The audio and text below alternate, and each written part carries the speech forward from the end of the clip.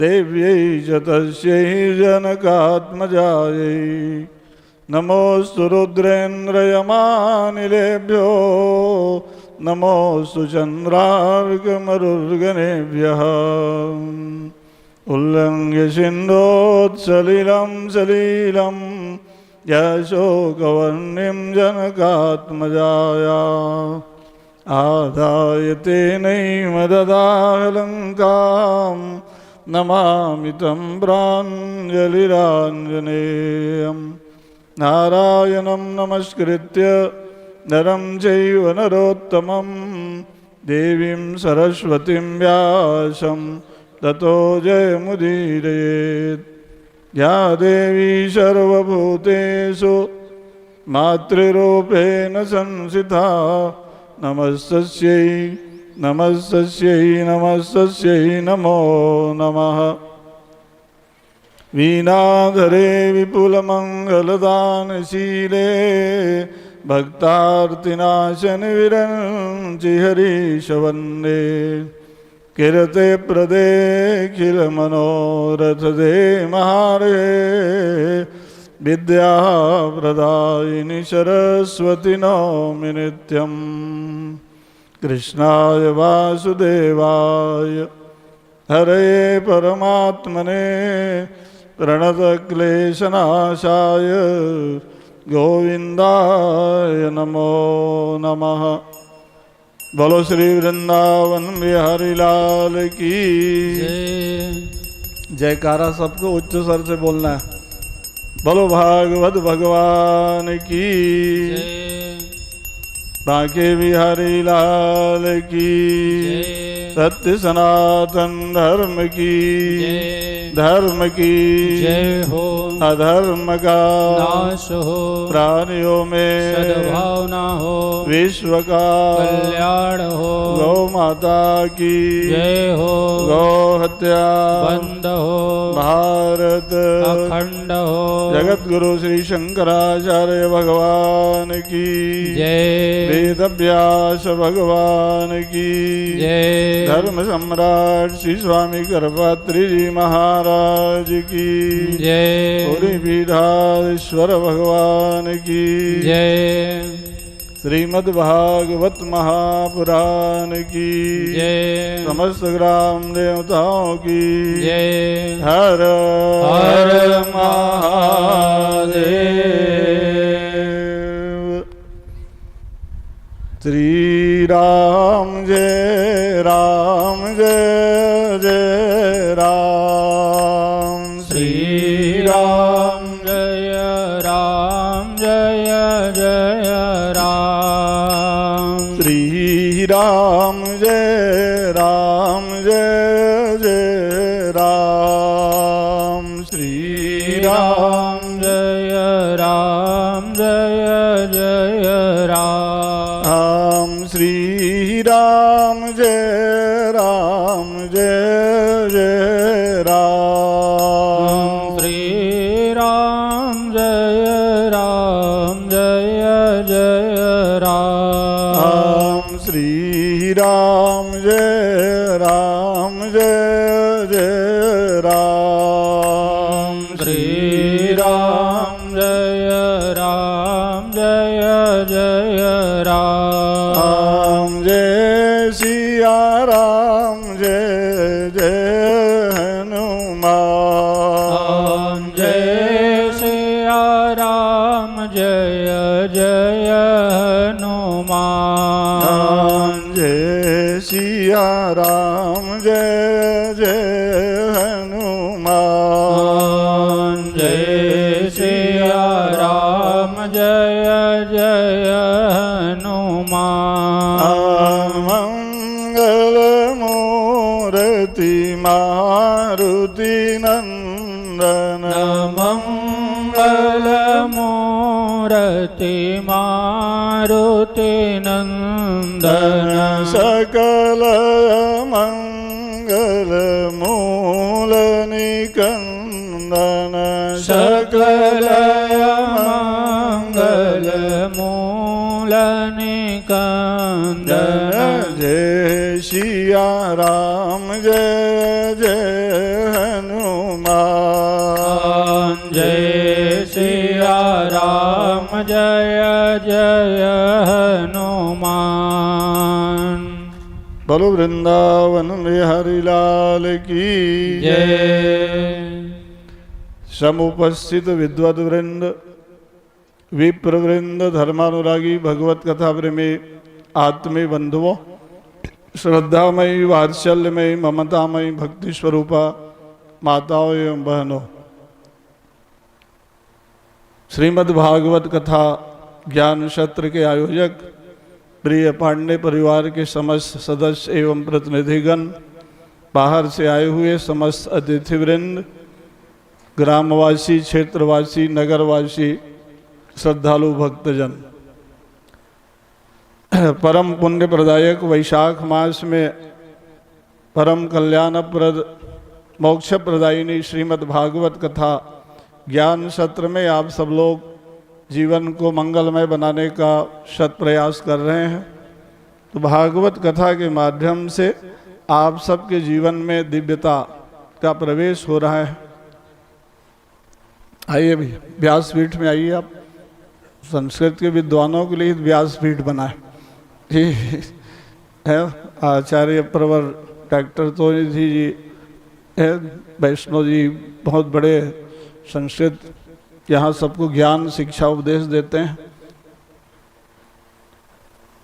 तो बोलो भागवत भगवान की। तो भागवत कथा के प्रारंभ में कुछ रखना चाहिए ना। कल आप सब लोग जहाँ कथा सुन रहे थे, मन को वहाँ समाहित करें कि भागवत भगवान की पावन छत्र छाया में भगवान के अनंत दिव्य अवतार प्रसंगों का यहाँ समावेश होता है। तो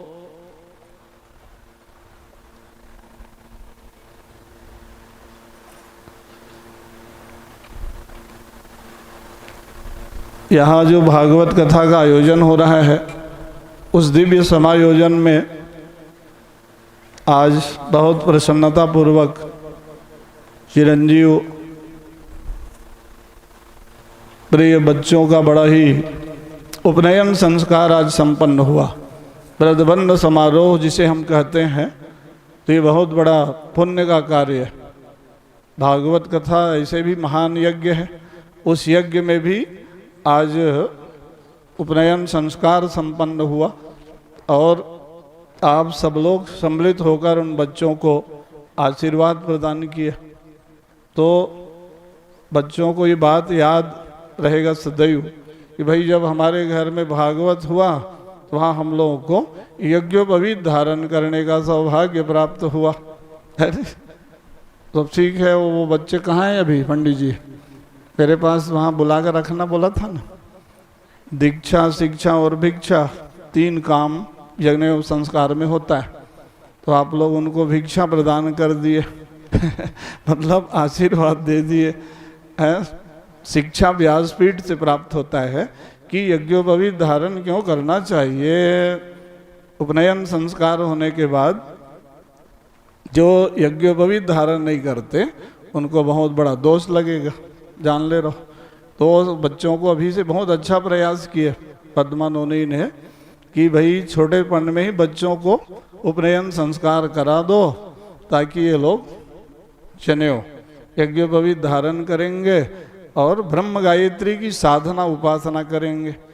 ये आवश्यक है कि बच्चों को ब्राह्मण बालकों का जनेऊ 8 से 10 साल के बीच में हो जाना चाहिए। आप सब लोग विप्र समाज से ही ज़्यादा लोग बैठे हो। 15, 20, 25 साल में उनको जनेऊ पहनाओगे तो उसका महत्व तो नहीं समझते, आपसे तर्क कुतर्क करते हैं।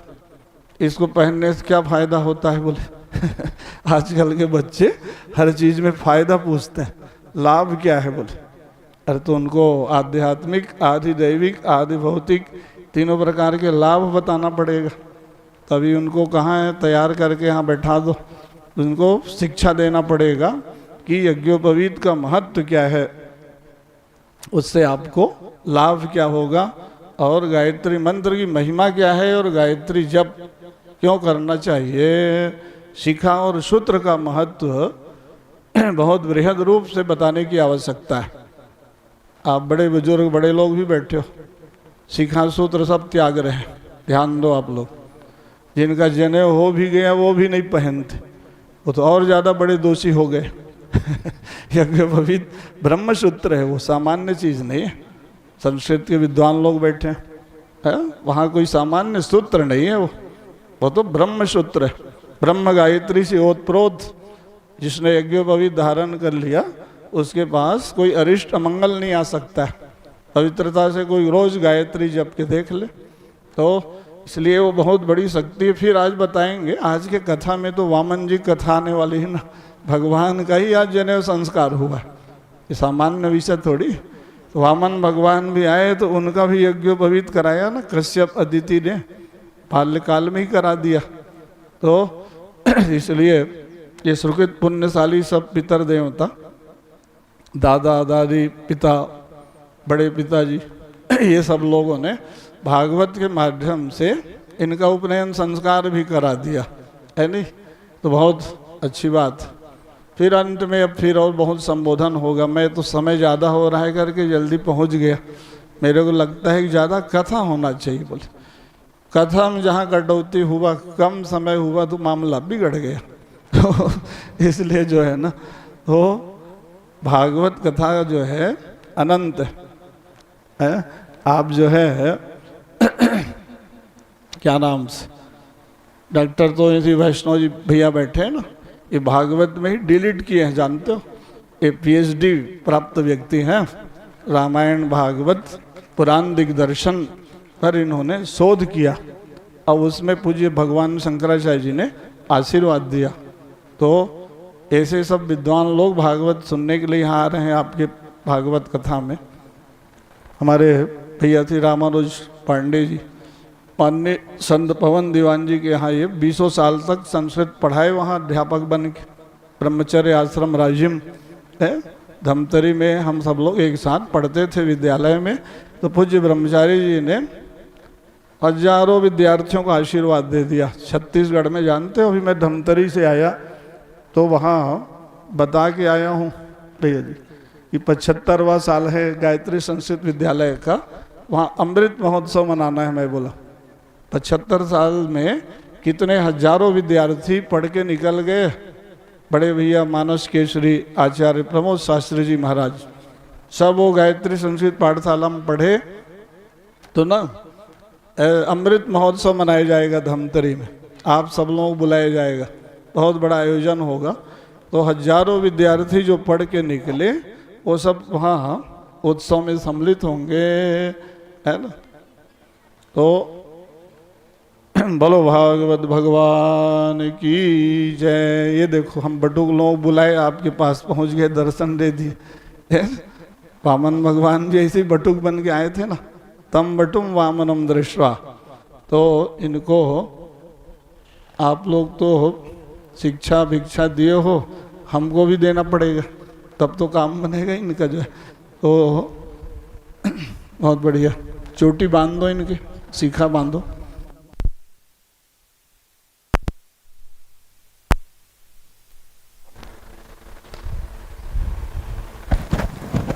अच्छा, लाइन जनरेटर से चल रहा है।